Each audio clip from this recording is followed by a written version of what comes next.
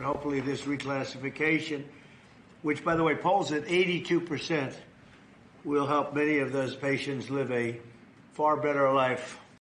As you just heard, the president signed an executive order to speed up the rescheduling of marijuana. It now shifts marijuana from a Schedule 1 drug like heroin to a Schedule 3 drug like ketamine. Yes, Fox 59's State House reporter Hannah Adamson takes a closer look at what exactly this executive order will do and how it could impact marijuana policy here in Indiana.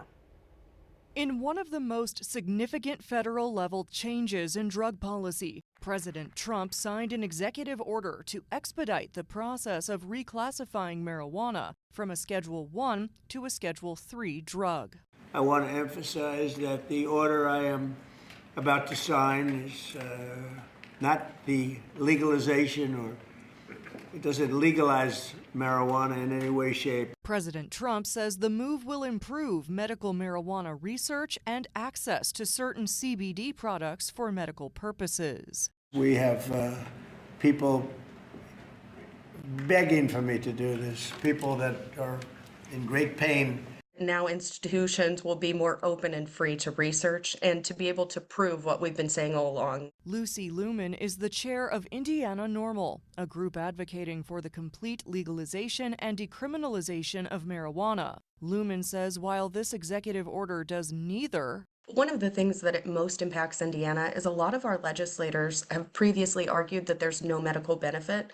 This directly proves that that is not the case. While we haven't seen any legislation being put forth yet, I do anticipate that it will be a part of the conversation going forward this session. But some groups against legalizing weed say not so fast. It's going to take a while to go through the process. Kevin Sabet is a former White House drug policy advisor. He says Indiana Republican leadership has expressed virtually no interest in legalizing cannabis. I don't think that the majority, the executive office either, is really going to use this as a green light to go ahead and change Indiana marijuana laws. On top of that, Sabet says the rescheduling process could still take months or even years to finalize. It still has to go through a big process through the DEA and the Attorney General and the Health and Human Services, so we really don't know.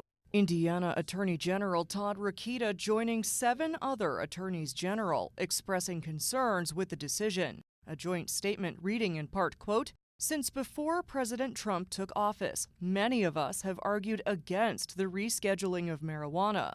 We will evaluate the order closely to determine how we can best continue to engage, protect the public health, and ensure the safety of our citizens."